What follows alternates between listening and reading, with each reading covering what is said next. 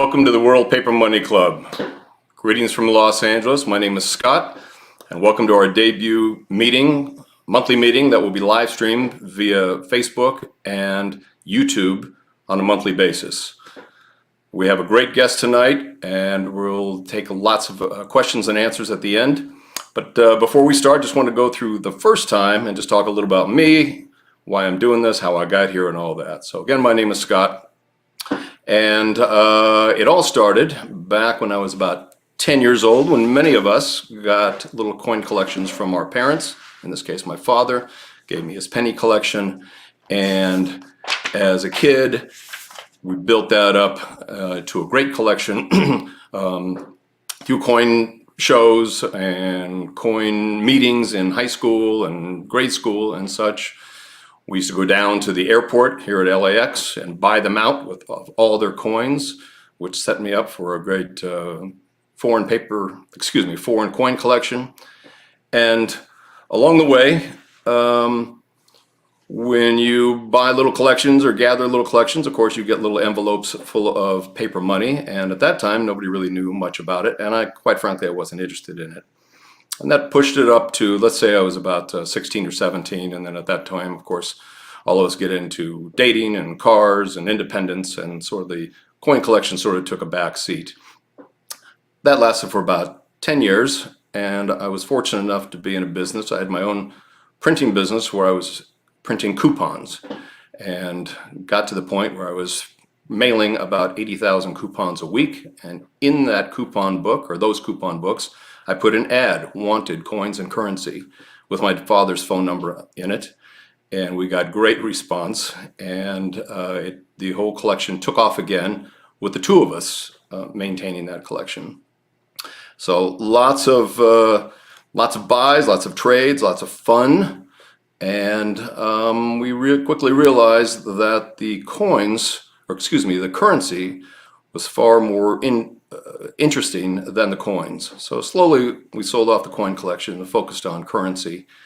And it all started when my father went to a local coin shop nearby here, and somebody walked in with 10 Tibetan bills. And after the owner purchased those Tibetan bills and the seller left, my dad said, "Hey, can I buy one of those?" And he picked the best one in the best condition. And the shop owner was able to almost double his money just on one note.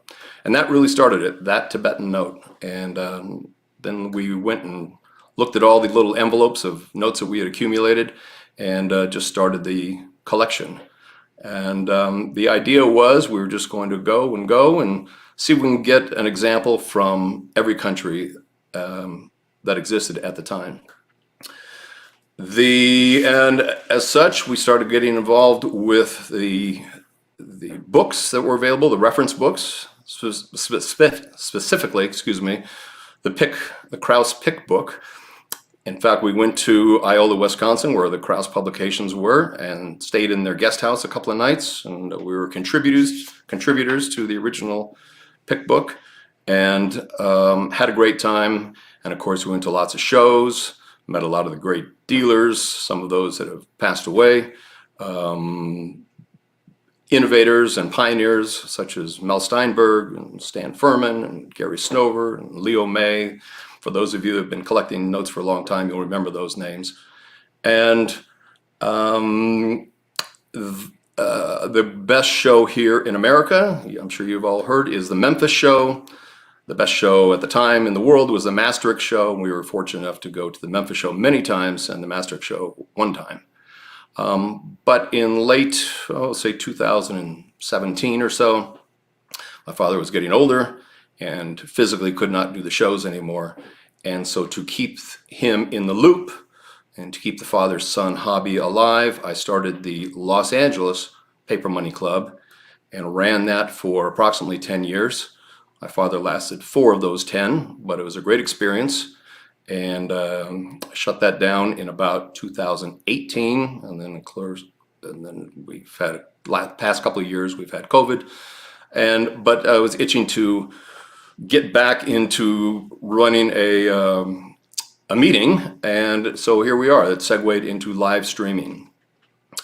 So with that, we are going to have, this will be a monthly meeting and have great guests. And I just want to introduce our first guest.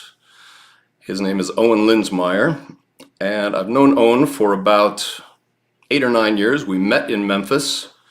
And at that time, you heard rumblings of somebody starting to do individual countries on PDFs, and everybody was so used to the pick book, but I understood what he was doing. And once we met, we became good acquaintances, and I've been supportive of his efforts ever since, and just see how the trend was going to go.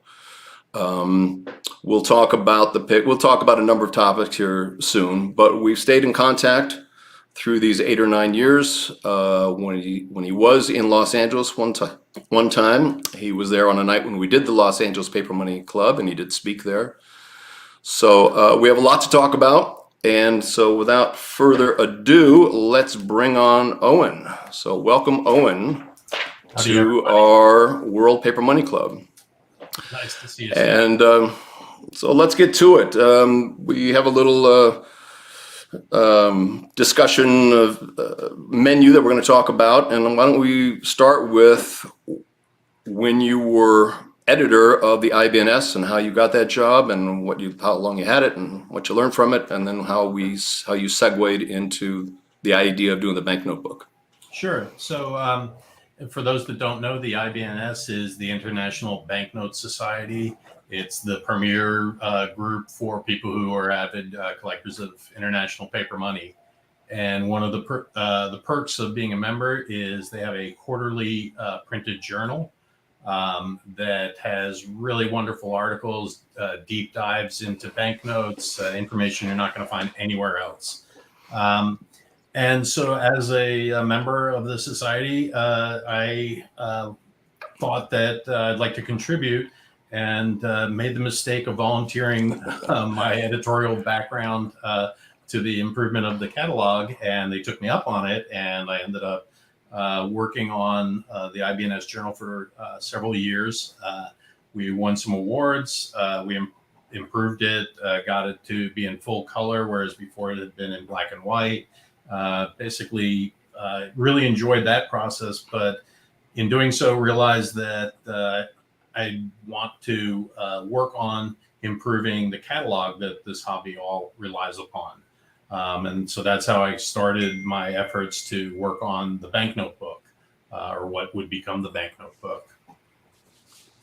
Well, great. And the whole idea of, instead of reproducing another book and maybe in a different format, you went with the format of individual chapters on PDFs, and it would be a subscription basis as opposed to somebody actually buying a book. Is that correct? Yeah, basically the old standard catalog of World Paper Money, black and white telephone book size volume, just wasn't going to be something that I could produce out of the gate. I knew I would have to nibble away at it. As they say, it's like eating an elephant, a little bite at a time. So I started working on trying to knock out as many individual country specific chapters as I could. And my distribution model was to go through PDFs that I could distribute online. People would become members, and basically it would be behind a paywall, and they would download the chapters that they were interested in. Some people only collect a few countries, so they don't really care about everything. Others, want to see the entire world. And that is what my goal is to eventually do, is cover the entire world. But it takes a long time to do something right. That's a big elephant. That's a big elephant. So, well, let's talk about what you were up against, which was the pick book. And at the time, I think they had split the main book into two versions, a pre-1965 and a 1960, what they called the modern book, 1965 and above. And then they had a specialized book. So go ahead. Yeah. So your initial plan was to work on the general issues. Is that correct? Yeah. So there's general issues, modern issues, and specialized issues. And all of those are just arbitrary distinctions that the publisher came up with because the basically their content exceeded the ability to print it and bind it in a single volume. So they decided that they would have to break these things up into an arbitrary, I think the date was 1963 for modern issues, and earlier issues were considered general issues, and then other stuff was considered specialized. Those tended to be private bank issues. But these were all paper money that had circulated throughout the world. And I was starting with what was of interest to me personally was the modern issues and working my way backwards. And again, this was from a practical standpoint. I can afford modern issues. I'm interested in modern issues. The images and information are more readily available. Researching now some of the older notes at 100, 150, 200 years old, these things are super rare. Information is not easy to come by. The people who can afford to collect them is a very small subset of collectors, but it's fascinating. There's no end to the research you can do on banknotes. And you mentioned images, so I assuming, as you said, I'm assuming this is not from your personal collection, all these notes. So, Well, but no. So the images come to you how? Yeah. So getting back to one of the reasons I wanted to do a better catalog was the standard catalog was published in print in black and white with sometimes images illustrating a banknote, sometimes a front, sometimes a back, sometimes both, sometimes neither. And my attitude was I want every single listing to include a full front and back, full color image of the note in question. And I started out scanning my entire collection. Then I would go to local shows, and dealers were supportive and let me sit in the back of their booth and scanning their inventory. As I started building a reputation, people would start sending me collections of their notes, their scans. And then I started working with all the major auction houses in the world, getting permission to archive their images. That they are putting, the notes that they're putting up for sale. And that was really wonderful because, most of the high-end banknotes in the world pass through auction houses when they go for sale. And so these guys are handling some of the top collections in the world. Awesome. So from the humble beginnings, fast forward. When did you start? When was day one of the banknote book? I do not remember when it started. Quite frankly, I think I've been publishing at least now 10, 15 years going on, working on this. It's a labor of love. It's never going to be done because there are always new notes. There's always new discovery of old notes. So where do things stand now as far as, say, a number of chapters and / how many pages and what does all that constitute? Okay, well, the nitty gritty is so far we've published something on the order of over 300 country specific chapters. These comprise, if you were to print them all out, you're looking at almost 8,500 pages of content. And we've documented over 80,000 different varieties of banknotes. And it just keeps going. Every day we're adding new notes as they come out. We're adding new information about old notes. When we can confirm replacement notes, specimens, proofs, that stuff gets added. One of the benefits that the digital distribution that I embraced was literally the day a note comes out on the other side of the world, usually somebody's there, picks up the note, takes it home, scans it, sends it to me. I add it to my catalog, document it, give it a note number, and it's added to the catalog immediately. The standard catalog folks were a little lackadaisical in their editions. You would have new notes that came out and they would be missing for 2 or 3 editions if they ever got into it. Now, of course, the standard catalog is no more. The company that published it went bankrupt. The assets were sold, and the new owners apparently have no intention of ever reviving it. So, for better or for worse, the banknote book is, the only place now you're getting official catalog numbers for new issues. Okay. Well, one of the catalogs that you recently finished up, and we all thought that we're following you, that this would be the last catalog that would be done, but because it was the biggest, was China. And I know that was an arduous task, and sometimes you have other collaborators that help you with that. But from what I understand, that was about 1,500 pages. And maybe you can just tell us the task that it took just to do that one catalog. Yeah, so that catalog, is, like you said, is 1,500 pages covering China, soup to nuts, front to back, everything, foreign occupied notes, national notes, military issues. But kudos go to the author of that, Mark Irwin, an early supporter of the Banknote book, tremendous collaborator. He made the mistake of volunteering to do China. And I said, have at it. I don't know anything about it. I don't, want to delve into it. I mean, that alone is life's work. And he just started and again, nibbled away at it piece by piece, issuer by issuer. And now last year we completed that, and it's 1,500 pages of material for China. Absolutely the best English language coverage of Chinese banknotes in the world. All right. I want to pivot a little bit on manufacturers of banknotes. Now, obviously, not every country has the assets or the capability of printing their own banknotes, so they hire other banknote companies. I mean, here in America, we have the American Banknote Company, but maybe you could just talk a little bit about how many there used to be in the heyday, how many have survived, where most of the banknotes are printed these days, that topic. Okay, yeah.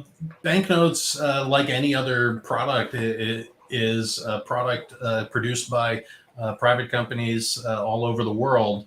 I was kind of surprised to find this out, that I just assumed every country had their own printing presses so that they could control their production of the notes. Here in the United States, we have the Federal Reserve has 2 printing plants. I assumed that the same was true of other countries. When I started collecting, I found, no, there's actually a whole network of private banknote printers or security printers around the world, because the technical expertise that's required and the mechanical equipment is very specialized, and not everybody can afford that. So there are storied houses like Waterloo and Sons, Thomas de la Rue, Oberthur. I mean, all over the world. There's been a bunch of consolidation lately because a lot of companies can't really continue to produce banknotes affordably for all the countries in the world. The demand has dropped a bit, and so there's more competition, more consolidation. But some people like to collect just certain printers' notes, and after a while, as a collector, you start to recognize certain printers' work just by the engraving style, the design style, some of the security features they employ. It's a fascinating way to look at this. I've had the opportunity to attend some industry events, and it's just fascinating that they don't think banknote collectors, they think we're all crazy. Certain information you'd expect to be very readily available, they hold very close to their vest. Other people don't really care. They just think we're a bunch of nutters, collecting what they're producing. And sometimes they give you, they slide you a nice sample specimen note when you go to a show. So nice. Yeah. So are some of these banknote printers, because now we have new notes called polymer notes, which are not paper. Yeah, I mean, they're more plastic than they are paper.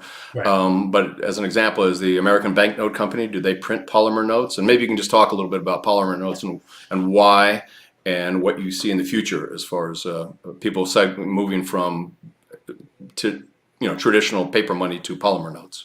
Yeah, one of the things that fascinated me as a new collector was the oddities of notes. And here in the United States, all our money is printed on rag paper, made by Crane, and it has a very distinctive feel. But around the world, we're seeing a greater and greater adoption of polymer or plastic money, that literally, you can see through pieces of it. It's made of plastic. The benefit of this is it lasts a lot longer in circulation. So countries like to issue these in countries that have humidity, high heat, lots of wear. These things tend to last longer, even if they have a higher initial cost of production originally. But now the United States is, we're sandwiched between Canada, that's converted entirely to polymer. Mexico's converted to polymer. Many, many countries around the world are converting to polymer, making it harder to keep up with your polymer collection. Mm-hmm. All right. Well, terrific. That was a good oversight onto banknotes itself. And let's go back. You mentioned the IBNS earlier, and where do things stand with the IBNS as far as a hobby and growth and membership and such? So the IBNS, the International Banknote Society, I would encourage anybody who has even a passing interest in collecting paper money of the world to become a member. I believe their current membership is around 2,000 members, and that's been holding steady now since I became a member over a dozen years ago. I think it's one of the best features of the IBNS is the access to other experts around the world via their website, their forum. There's also a quarterly, as I mentioned, a quarterly in-print journal that they mail to people that is well worth the cost of the subscription alone. Additionally, I'll plug the IBNS members enjoy a discount when subscribing to the Banknote book. I don't know the exact details of how much the discount is currently, but it is another benefit of membership. Plus, just meeting all these great people when you go to shows and you see all these guys at the booth, the IBNS booth. Everybody in the group is just wonderful. Everybody has their own particular knowledge that they love to share. And again, if you're not a member, please join. It'll be well worth it. I guarantee it. Great. All right. Well, I want to go back now to the Banknote book. Up until a couple of years ago, you were sort of a one-man show and was doing this obviously with other collaborators that were funneling their information, like Mark Irwin with China to you, but you were the ultimate editor of this. But tell the audience what happened a couple of years ago and where you stand with that and the future as you see it. Yeah. So basically 2 years ago, I made a deal and sold the content of the Banknote book to CDN, Coin Dealer Network. They're the publishers of the Gray Sheet, which is a well-regarded pricing for U.S. and world coins, and they wanted to expand into paper money, and specifically world paper money. And so this solved a number of problems for me and addressed some of the complaints I had heard from subscribers, one of which was, hey, we're subscribing to the Banknote book, Owen. What if you walk out your door and get hit by a truck? What happens to my subscription? So now that the Banknote book is owned by a corporation, it will continue without me if, God forbid, I do get hit by a truck. But also they have the resources now to really take it to the next level. So the prime goal for them is to extract the data that's in the printed form and put it into a database. And once we have it into a database, it's going to be so much easier now to update, maintain, slice and dice any way you want it, search for things. A lot more functionality and values coming down the line thanks to their investments in technologies behind the scenes that aren't necessarily apparent just yet. And then what is your current involvement with them? Are you still the funnel man? You're still the editor? I am not an employee of them, but I continue to work on the catalog because this is my passion. I want to see it finished, or at least the first pass of it finished. That is my goal. I can see in the comments here, some people are asking about like, hey, when is Portugal going to come out? I wish I could do everything all at once. What's the name of that movie? Everywhere, Everything, All at Once. but doing it properly, takes time. And specifically, Portugal is a nightmare when you consider all the signature varieties. I mean, there are literally dozens of signature varieties for a single note issued over a few years. And part of this is my obsession in doing the thing right. I could just say, you know what, we're just not going to do signatures for Portugal. And I could have published it last week, but doing everything properly with the same level of detail that people have come to expect takes a lot of time. And there's only one of me. And, I'd love it if there was more money in this business that I could hire people to tackle all these. But you'll find there is no money really in writing about money. Okay. Well, that's ironic. That's ironic. Yeah. So, all right. Well, that's great. I want to, we're going to talk about some specific notes, some that you have brought to us, some that I have, and we'll talk about reasons. But before we do that, I want to introduce our moderator. So, Amy, if you could jump in, because a lot of the production of this show is due to her. And there is Amy. Say hi to the world. Amy. And so, Amy, if you have anything to say regarding questions from the audience, or anything. Yep. Owen, you've got a question from the audience. Bye, everyone. Okay. All right. We'll probably do, I think we're going to save our questions. Oh, go ahead and tackle that question, Owen. Okay. So the talking about the future of the PIC numbering system and the banknote book system. The banknote book PIC system was based on the PIC numbering system, but tried to address some of the flaws that I had with it. Specifically, the standard catalog of world paper money oftentimes would lump a whole bunch of different date varieties or signature varieties under one catalog number, and thereby obscuring any relative rarities and values for all the different varieties. And so one thing that I've attempted to do, and again, this is why it takes longer to do it properly, is to list each single date variety separately, each signature variety separately. Every little small variety gets its own number. So the future of PIC numbering is there is no future. I mean, I don't know how many times I have to say this in forums and online. Nobody is going to buy, sell, or publish the standard catalog again in print ever again. I don't know if it'll ever appear in online form. So there really are no new numbers. And the hobby has been lacking new numbers. And so they keep going and different people are creating and saying, oh, well, they probably would assign this number to this new note. But this is just going to cause more and more confusion going down the line, because since 2019, there has been no new catalog, no new numbers assigned. And as people assign their own numbers, there's bound to be confusion and conflict in that. So as far as, the future of the banknote book numbering system, we'll continue to number notes as they come out.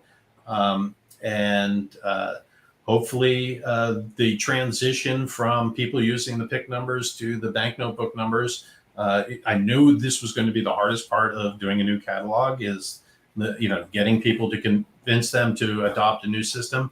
I'm not suggesting you throw out your PIC numbers. If you like them and you know them, keep them memorized in your head, use them on your labels, on your labels. But if you're a collector of modern notes, there's no reason to try to guess what these notes are going to be numbered. A subscription to the banknote book will give you all the numbers you need, consistent, with everybody else who's using it.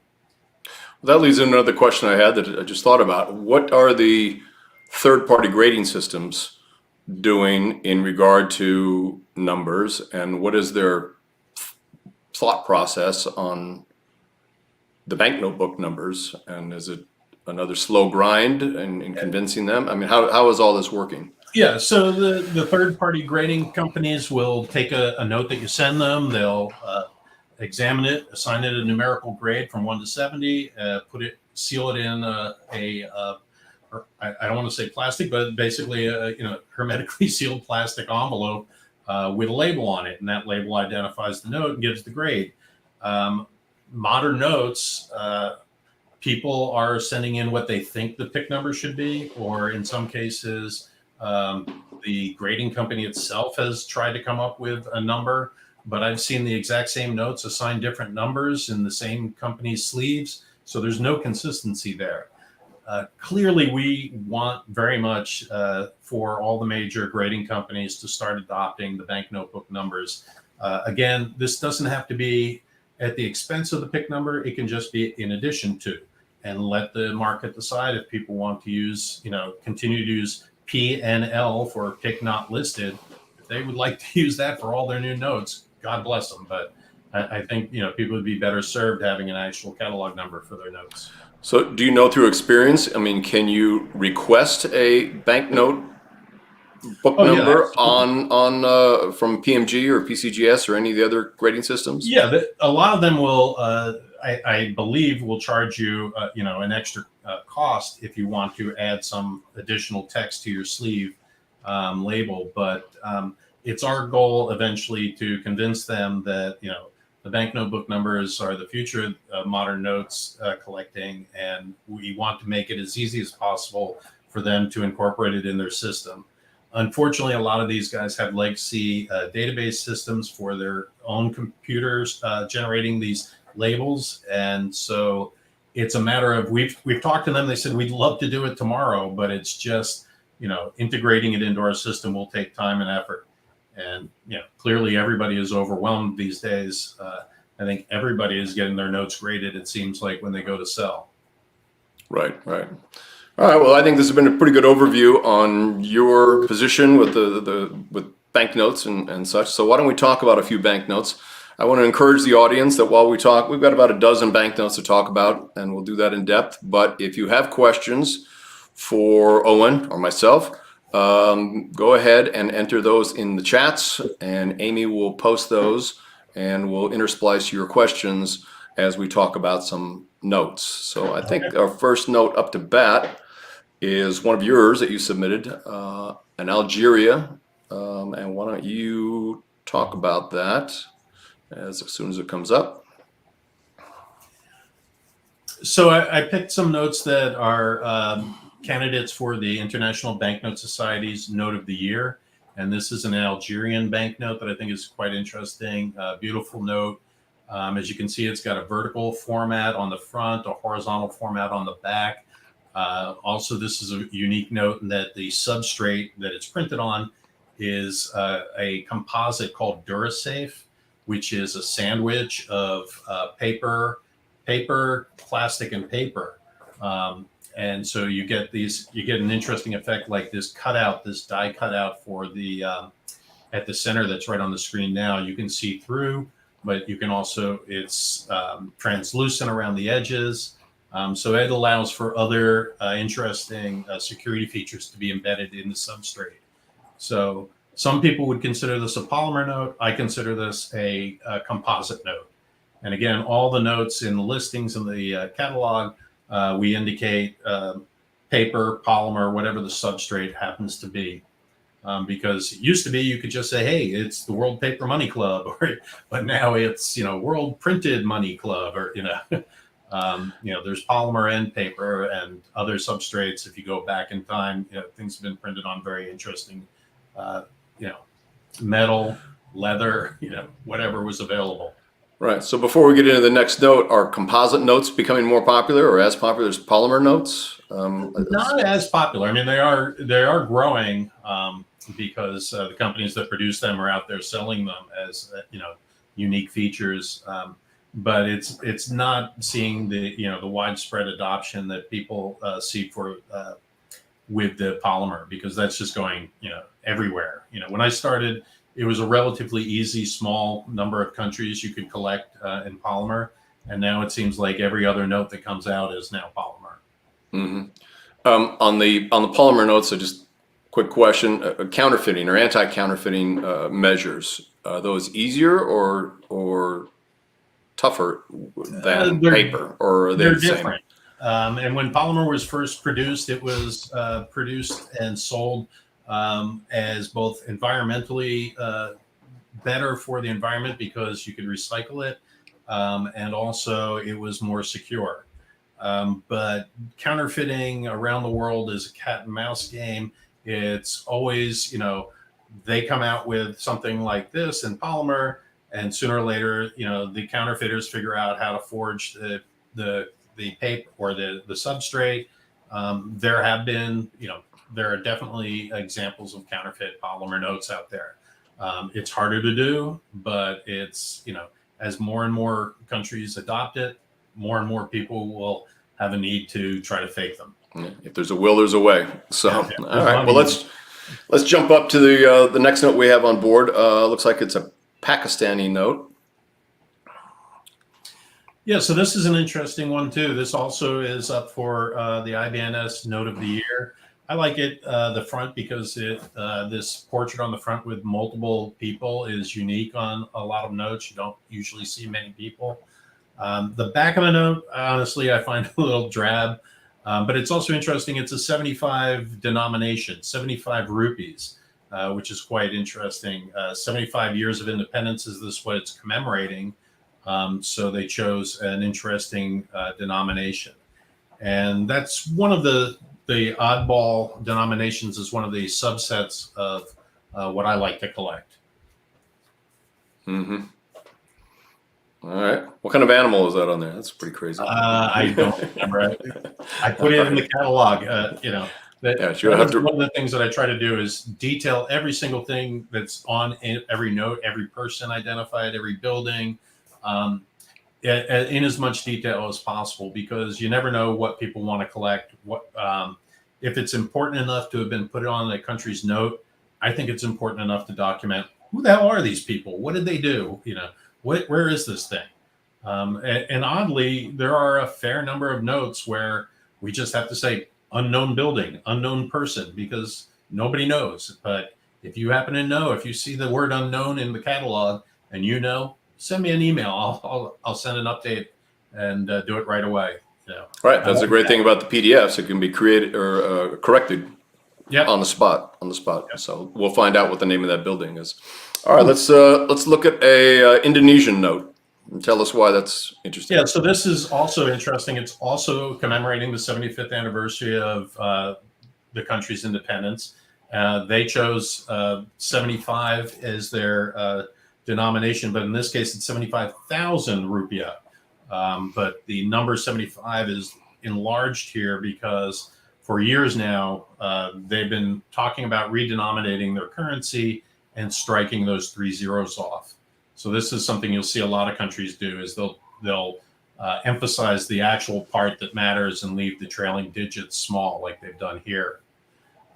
I personally love this note. I think it's gorgeous coloring, really fine engraving. There's also benefits from a very cool motion security thread that you can see there. It has a really nice optically variable device in the corner. Just all around, just a beautiful note. And typically, some of these notes from poorer countries aren't very well designed. But I think this is really an exceptional example.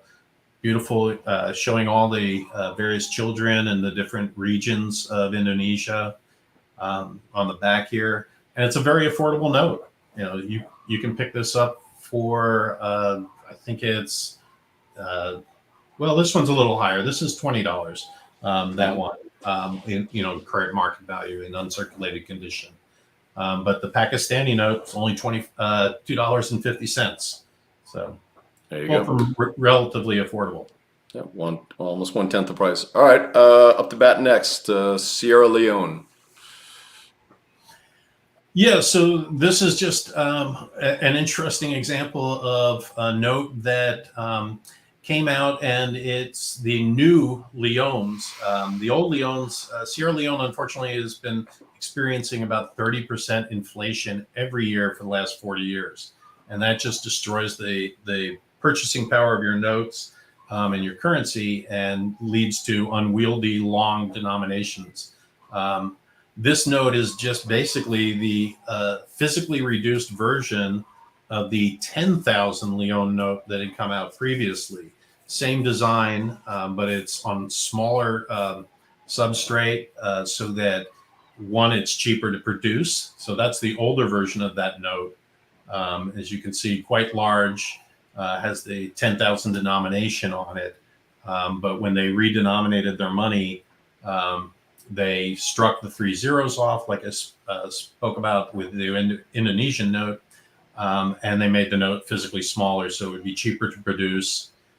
Here you can see an example of all the individual date varieties spelled out, prefixes listed, who the signatures are. I think if you do a side-by-side comparison of a listing in the banknote book versus the standard catalog of world paper money, I don't think there's any comparison. I think it should be clear which one has more detail, which one would be more useful. And I've really enjoyed seeing some of the comments, meeting people at shows and having them come up, shake my hand, like, thank you for what you've been doing for our hobby. Somebody needed to do this, and I'm just the crazy one who decided to give it a shot. Mm-hmm. Maybe we could run that page again, the Sierra Leone, the page, because we made reference earlier about you putting in the PIC reference number. So as we come up to the wordings on this, maybe you can explain a little. You can see the banknote book number 128, right to the left of the PIC number in parentheses, P33. So if you want to cross-reference, feel free. I try to make it as easy as possible because I know that, from a practical matter, people are still using PIC numbers. But I don't believe if you look at the PIC catalog, this one, is this going to be in it? I don't think so, because I believe this came out just a year or so ago. So this will probably have its catalog. This will have, P&L, right? So that stands for? PIC not listed is the Gotcha. abbreviation. Yeah. Gotcha. And more things are P&L. Right, with the modern, especially with modern notes. Yeah, so, this was introduced in 2022, and they stopped publishing in 2019. All right. Well, let's jump to the next note. I'm not seeing it on my screen, so there we go. Yeah. So this is the note I wanted to show here was this this Ukrainian note, and I think it's just beautiful notes. Ukraine features, here's a woman on the front of their notes, as opposed to most countries put dead white politicians. Here's a writer, a female writer. A lot of Ukrainian notes feature artists and writers on the front. And then on the back, there's significant architectural features throughout Ukraine. And this is particularly timely now with the invasion by Russia of Ukraine and the bombing. And, I fear that many of these beautiful buildings that we see immortalized on the back of these banknotes might become victims of this war and be destroyed. And banknotes allow you to feel an association with, people all over the world. Whenever I, read in the news about Ukraine, I was like, oh, well, that's in this, that's where this note is from. I know that, those people are walking around with notes like this in their pockets. I feel a connection around the world through banknotes, and it makes me interested in world history and, in current events. So banknote collecting, is a fantastic way of exploring whatever your interests are, because you might be interested in writers. You can find banknotes that only feature writers, or musical instruments, or whatever it is. It's a fascinating hobby. Well, some other benefits. You get a historical perspective of what was happening at the time, and in your banknote book, you sometimes write about the history and why certain issuing authorities are no longer printing their notes, and now we have a new issuing authority and such. You can also see, in the early century, a lot of propaganda notes. It's I feel the same thing. It's a fascinating hobby pictorially, because unlike coins, no slight to coins, but unlike coins, you get a picture of what was going on at the time. So yeah. Perfect.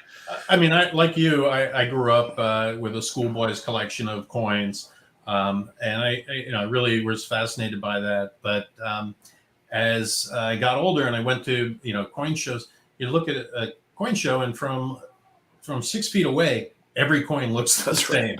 They're all round. It's big, it's round, it's gold, it's silver, it's copper, Maybe a little different size. Yes. yeah, but paper money it's just a bigger canvas for the artist to express themselves on. The modern notes, particularly, just use unbelievably beautiful colors, have lots of shiny features on them, bells and whistles and security features that you don't really see. There's not as much innovation in the striking of and minting of coins anymore. All right. Well, I think we've got 4 or 5 notes left to go, but I encourage the audience again, if you have any questions for Owen, go ahead and put it in the chat, and Amy will bring up your question. So next up to bat is what? Okay. So I guess we're rolling here. This is a draft of coverage I'm working on right now for early New Zealand issues. The current New Zealand chapter only covers the Reserve Bank of New Zealand official government issues. These are all the predecessor notes that were issued by private trading banks officially in the country. And the one note you see here, the 5 shilling note that's scrolling by, that's 5 shilling number 1. It is literally the only known example of this note that survives. They printed these 5 shilling notes after World War II or World War One due to lack of coinage. They printed, I think, 500,000 of them, and then by the time they were ready to issue, the shortage of coinage had gone abated, and so they decided to destroy all but this one note. The nice folks at the Bank of New Zealand were nice enough to share with me that image because, literally these older New Zealand trading bank issues in many cases are known to exist only in single digits, if that. Some of them are only known because there are contemporaneous writings about them and nobody's ever seen them. So it's fascinating. These just 150 years ago, these notes, they've disappeared. It's really interesting. And I've enjoyed working with the folks at the New Zealand Numismatic Society. They've been really helpful sharing their images, their information. They're thrilled to see this coverage being added now to the banknote book, because the standard catalog, quite frankly, got so much wrong in what they described. Lots of notes are they're illustrated under the wrong note. The descriptions are, conflicting and confusing. And I'm trying to sort that all out and paint a nice picture of the New Zealand history. Nice. It's fascinating. Well, speaking of New Zealand, I think we have one more. There it is. Yeah, I just love this. This note here, you can see side by side an early example of a proof note that didn't get made, but then they came out with a new design. It features all sorts of detailed engravings. Here you can see up close. This is called the Commerce Note, and it shows various things that New Zealand was exporting: cattle, raising sheep for wool. You've got the kiwi birds down at the bottom. You've got an oil derrick at the bottom right. I mean, just unbelievably beautiful engraving from the late 1800s. And here's a picture postcard view of New Zealand on the back with a smoking volcano, kiwi birds. Again, just beautiful. I mean, some of these notes are pieces of art that would be wonderful just to blow up and print on, have them on your wall. Mm-hmm. Is that note specifically supposed to have a counterfoil on it? I see the perforation. Yeah, that's the perforated edge there. You see, this is a specimen of this note. Yeah. Gotcha. So it has the intact counterfoil. All right. Well, I think we have 3 more notes to go. Again, if you have any questions, please post them. No. We're going to the other 3 first. Well, we can talk about this. Go ahead. Oh, well, this is just last year's banknote of the year, the one on the right, the 50 peso note, the vertical orientation. I think people really enjoyed the color of this note. I think the engraving's just wonderful. You can see there the optical device on the denomination, the really beautiful detailed engravings here. This the ancient city of Teotihuacan, I think. I'm pronouncing that wrong, I'm sure. But this is Old Mexico is what the theme of this is. And then on the back, they have a Mexican salamander, I believe it is, that it is just, well, there you see a dragonfly, some corn in the background. And then this is, in a second here, there it is, the salamander that's looks like something that... That's a good looking reptile there. It's hard to believe that's a real thing and not a cartoon, right? Right. But this is another benefit to being a member of the IBNS, the International Banknote Society, is members get to vote on these notes. There are 17 nominees for this year's award, and I think voting starts soon. So do all members get to vote on the note? Is it open to all 2,000 members, or how does that work? Anybody can nominate a note, but that closed at the end of last month, and then all members get to vote on the notes too. Gotcha. All right. Well, I think we've got a few more notes. These are actually my notes, but I wanted to bring them up for a couple of reasons. First up to bat, I believe, is a British Honduras note. I mentioned before that one of the pioneers of banknote dealing and one of the first people to really realize the values and the supply and demand needs of notes was a gentleman named Mel Steinberg. He's since passed away, but I believe his son Jeremy, who's taken over the reins, is in the audience tonight. I bought this from Mel and Jeremy. In time, I hope to retire down in what is now Belize, but this is the predecessor, British Honduras. It's a very rare note, 1928, and sometimes you have to get what you can get regardless of condition. These don't come up very often. Most likely they probably just come up in auctions these days. It's probably a VG, if that. 1928, but you can see Owen has put a banknote number on it as 113B and a pick number of 14. So even though it's got some holes in it and such, I love it. I probably bought that at least 20 years ago. And the next one, Guatemala.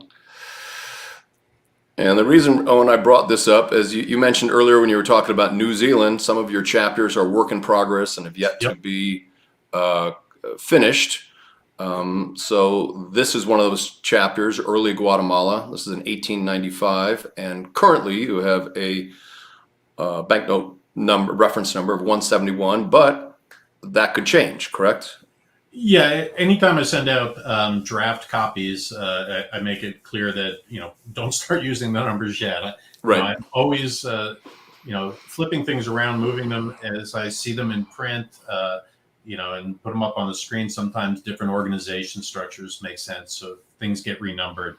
But I try not to renumber notes once I've assigned a note, a number in the catalog, because I know how frustrating it was for me when the pick catalog numbers would change from edition to edition.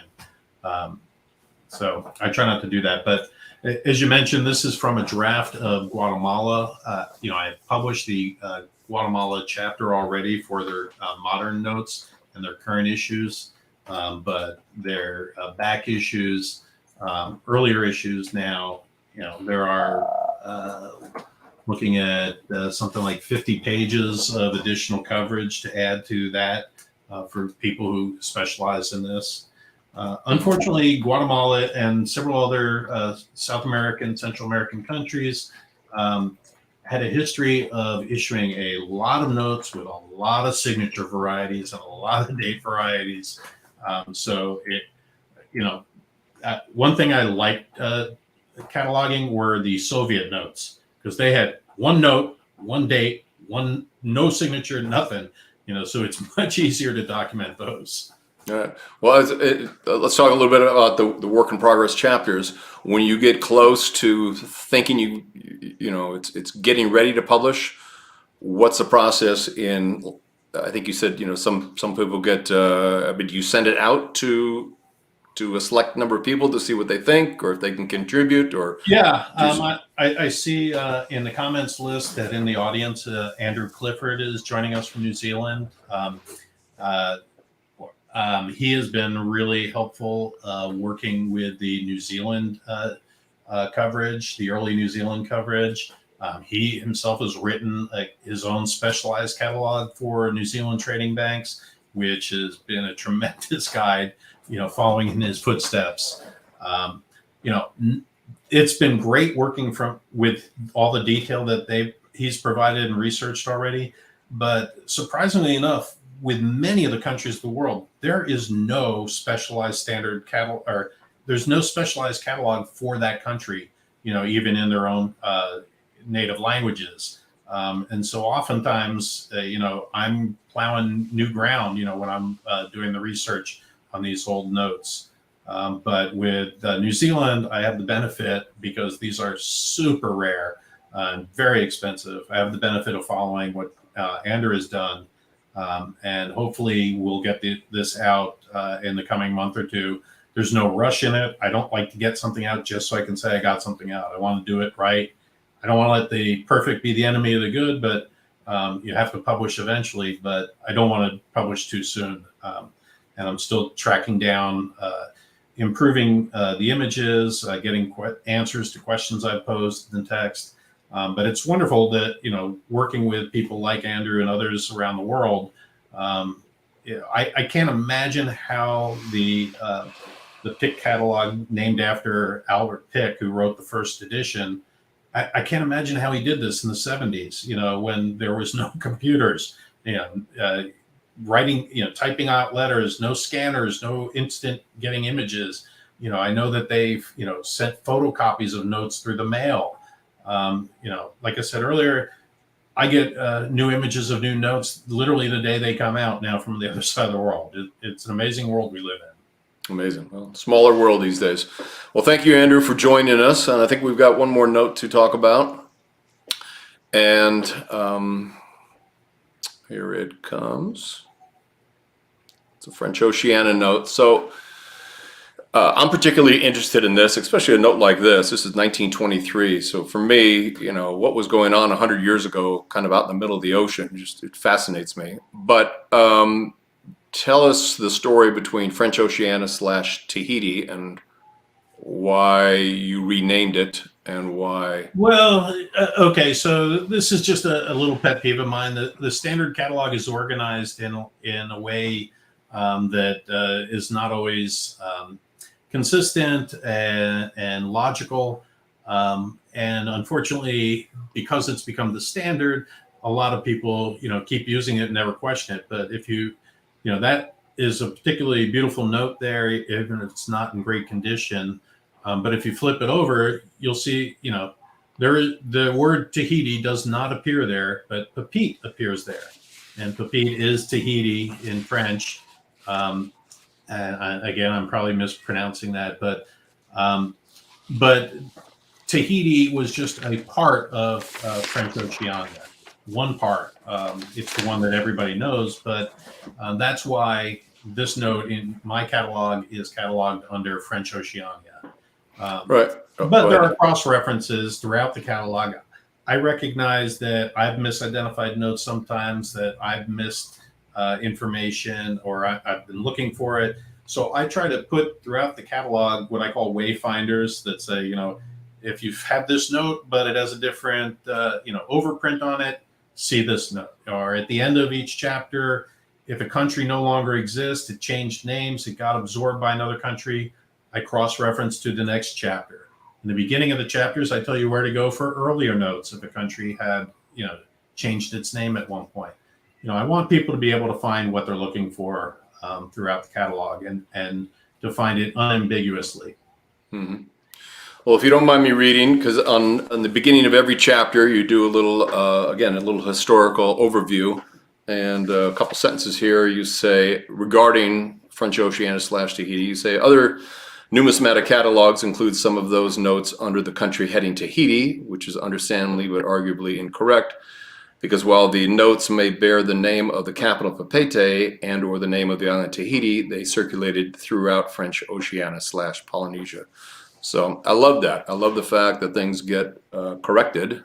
No fault to Albert Pick, but advancements continue, and this is certainly something that should have been corrected, or I'm glad it's corrected.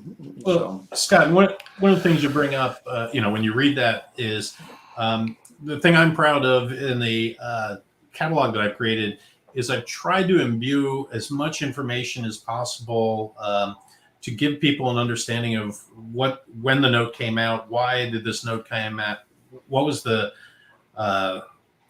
climate in the country, was there a war, did that cause them to change their notes, did notes get stolen? So I try to put backstories in with the notes, and the goal for me was to try to make the catalog as a stand-in for the kind of dealer that Mel Steinberg was. You could sit down in front of his booth and he could tell you so many stories about this note, where it came from, what your options are. You might want to get this in a different, there's a similar note from a different country, you might want to get that. I try to put all that kind of information in the catalog because I found it extremely valuable to start collecting, and I was lucky enough to have run into Mel Steinberg very early, and he was the kind of dealer with that knowledge that I wanted to try to put some of that kind of stuff in my catalog. Yeah. Well, ironically, and the reason that we are debuting the World Paper Money Club today, February 4th, here in the United States, in addition to it being my father's birthday, it was also Mel Steinberg's birthday. So happy birthday to the two of them. They were 5 years apart, but the four of us many times had dinner together and had a great time, and back in Memphis, and good memories for both father and son, myself with my dad and Jeremy with his father. So we're coming up on an hour here. I want to thank everyone for watching. Amy, if you could jump back on board, I want to say, let everybody say good evening to you. Oh, we have a question. We have questions. Oh, we do have questions, and great. Okay, All right. so I was a little short on my timing. It's an open-ended meeting, so we'll answer as many questions as we can. Obviously, these are for Owen, not myself, but Michael John Juger, what is your question? How can we submit for varieties that are from older dates? All right, so anybody can go to banknotenews.com or banknotebook.com. Banknotenews.com, you can find a contact form there where you can submit information about new notes, new old notes. Basically, if you find something that isn't listed in my catalog, or you find something that's listed incorrectly in the catalog, please bring it to my attention. I'm not hiding things. I want to put as much information in there. If I've made a mistake, it's because I don't know I've made a mistake. I'm covering the entire world. I'm going to make mistakes. But if you've got a note that I haven't listed, please send it to me. How should they send that to you? In what format would you like that? Well, ideally, it's easiest to look at notes when you're looking at a scan rather than a photograph. Scan it 300 dots per inch, and when you save it as a JPEG. Just don't let it do image compression, or you lose a lot of detail.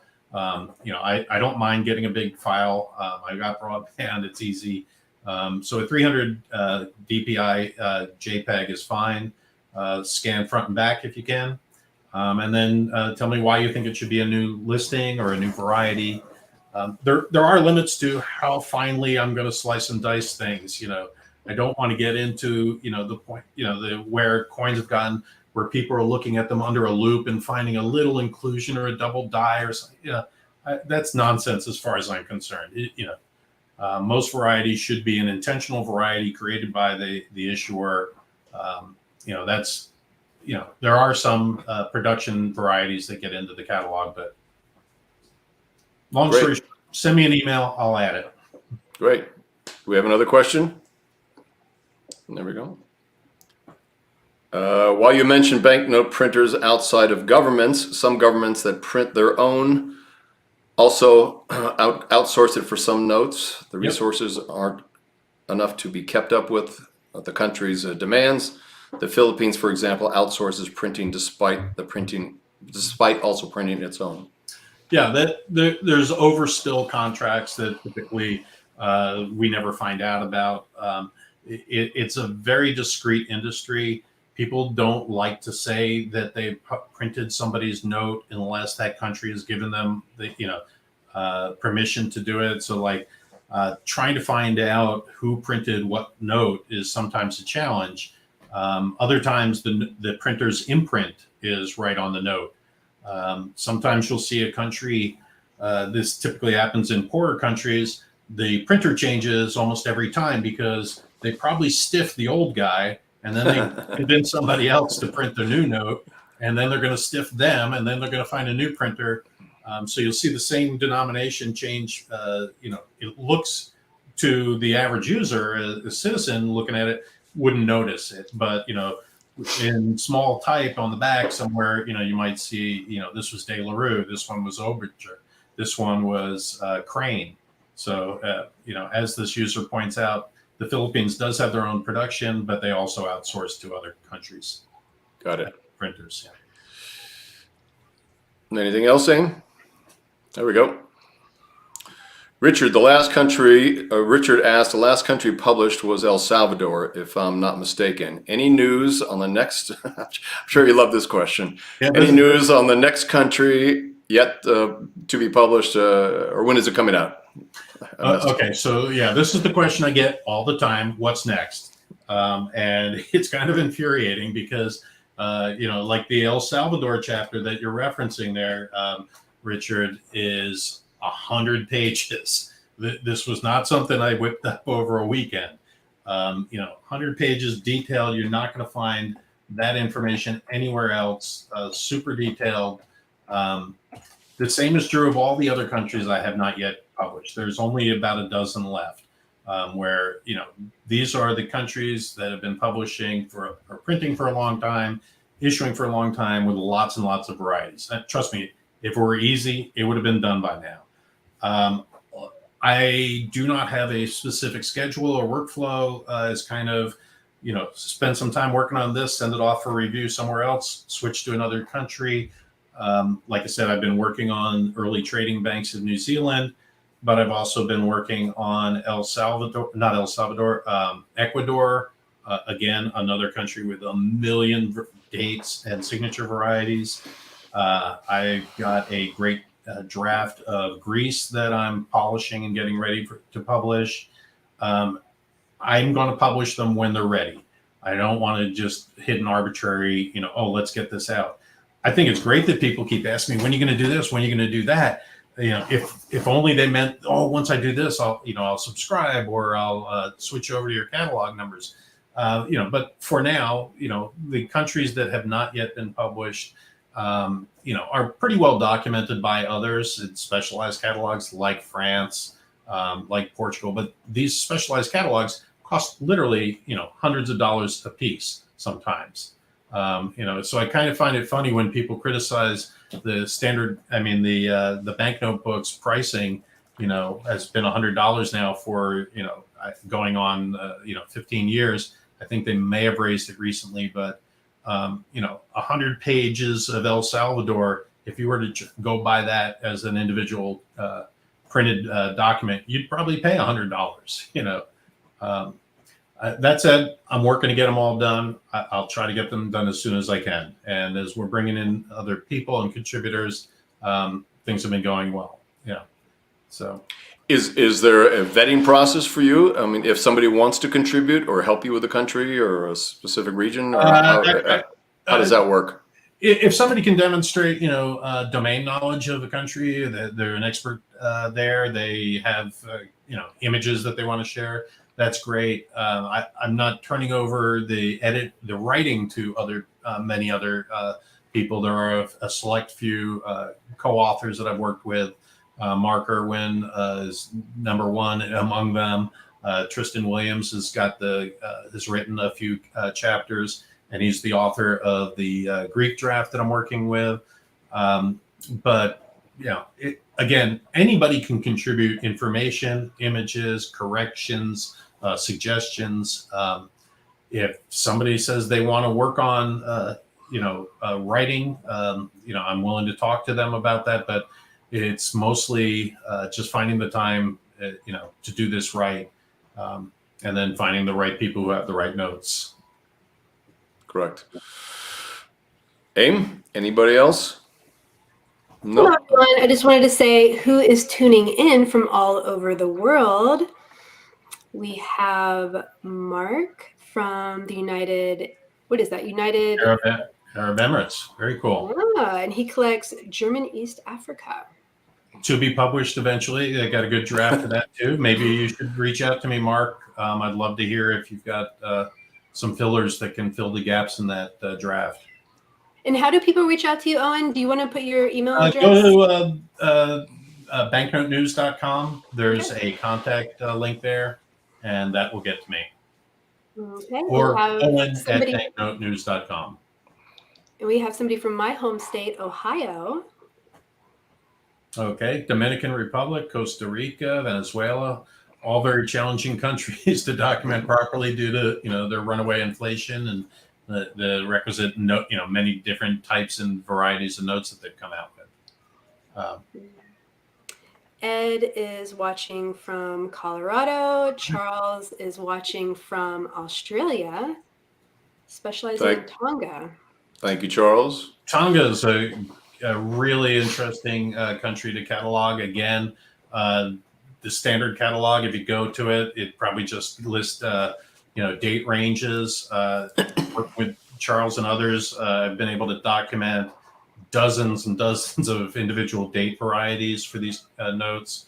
I don't know that everybody cares to collect that way, but for those that like the challenge, there are certain countries that are a lot more interesting than others. Well, to make an analogy, it's just like dating. The thrill is in the hunt, right? So, anyway, had to throw that in there. Phil Iverson. Yes, actually Phil was a member of the old Los Angeles Paper Money Club, and just to throw it out there, the World Paper Money Club does sponsor a couple of shows here in the Los Angeles area. So if you're in the Los Angeles area, we sponsor 6 shows a year, and Phil is one of our dealers that shows up. So nice. We got Richard from Oregon. Yep, Richard's been a long-time subscriber. David White, IBNS member. Yep. And Andrew. Let's see, where else? Some of these people I know. Yeah. Last country published was El Salvador. Well, what does this mean? I don't know. It means fantastic. No, I think that's the name of the salamander that was on the back of the note. Oh, there you go. All right. I believe. Richard can help you with Ecuador. All right. Always can use help. I'm. Earlier you asked about who gets to review drafts. Back when I was the sole publisher of the catalog, I used to have what I call the review crew. People who said that they would look at any new stuff. And then I just decided, you know what? I'll just send the draft to all subscribers or make it available to all subscribers, because you never know who would be interested, who has information you need, who has the note you need. With CDN and Gracie taking over the catalog, I tend to limit who I send out the drafts to. But if you have particular domain expertise, collection focus, and you think you can help me get a particular draft over the finish line, please reach out, contact me directly. Several people from the Philippines are watching. Oh, cool. Philippines was a very interesting chapter to research. I go back all the way, all the official notes. Scott has been bugging me for years now to add the gorilla issues, which are another crazy detailed thing. I mean, eventually we'll cover it. We want to cover everything that people collect related to paper money. But there has got to be a focus on things that more people collect I think the guerrilla notes of the Philippines is a very specialized niche. It is. Yes. Yes. It was the guerrilla paper money that got me into collecting POW. Oh, interesting. Those prisoner of war notes. Yes. Yes. Specializing, Melbourne, Australia, specializing in KGVI. What's that? King George VI. Ah. Yes. Very cool. It's nice. Yeah. I traveled to New Zealand and Australia back when I first started working on the banknote or the IBNS journal, and I got to meet some of these folks. I got to stay in New Zealand with I didn't realize it at the time, but this guy, Alistair Robb, was the collector of New Zealand trading banknotes. I mean, he had the foremost collection. When I looked at that, I was like, wow, this is really cool. What's that note worth? Oh, that's $10,000. There's another 10,000. I mean, these are notes that well beyond my price range ever. But it's great to finally start working on that chapter and the coverage of those notes. I just wish I had done it sooner while he was still alive. Yeah. Another quick question. He mentioned King. Now that Queen Elizabeth has passed away, any insight as to what note and what country? I assume it would be United Kingdom, but when King Charles will appear on a note, any insight on that? I don't know who's going to be the first to get them out, but I did just post onto Banknote News just before coming online.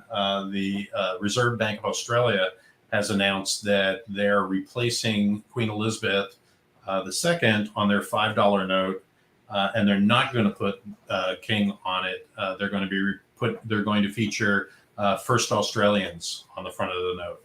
So several countries are taking the passing of Queen Elizabeth as an opportunity to transition away from portraits of the monarchs. Mm-hmm. Which just goes to show, this is an interesting tradition in English notes. You can go through the monarch faces a different way every time they switch. So if you look at older banknotes, he'll be facing left, the portrait will be facing left. And when he dies and gets replaced by his son, it goes to the other way. So it's just another interesting little. Wow, that's interesting. Yeah. Very cool. Somebody just said good luck with the Philippine Guerrilla chapter. There's over 4,000 notes. There we go. This is why I'm not tackling it. Yeah. I know. Well, but it's going to be smaller than China, I would assume. So, yeah. How many notes were in the China volume, plus or minus? I could tell you in a second. China itself is 1,500 pages and almost 10,000 varieties of notes. Wow. Yeah. Amazing. Kudos to Mark Irwin. Amazing job there. Yes. Labor of love. Eating the big elephant, as they say. Mm-hmm. Well, we've jumped up almost an hour and a half here. Aim, one last question. Any other questions out there? All right. Well, thanks for everybody who joined. Nope. All right. Questions. It's been a lot of fun. And thanks. Yes. I want to thank the Backbone, Amy, for her production. But actually, I mean, this whole interview and this whole talk has been about you and the influence of your banknote book and the past, the present, the future. And I want to thank you very much for joining us. And I'm sure on behalf of the members out there or the audience out there watching us worldwide, they want to thank you. I believe Owen will be popping in now and then for future broadcasts. Again, we'll be live streaming. Today was a special day because of, again, my father's birthday, but it looks like we will be going the first Monday of every month at this same time, Los Angeles time, 6:30. So with that in mind, I believe our next date will be, is it March 5th or 6th? Or, I mean, 6th or 7th, I'm not sure, but yeah, there we go. So with that, there we go. March 7th, looks like we'll be meeting. But stay tuned. And once again, on behalf of the World Paper Money Club, I want to wish everybody well. Take care. Thank you very much.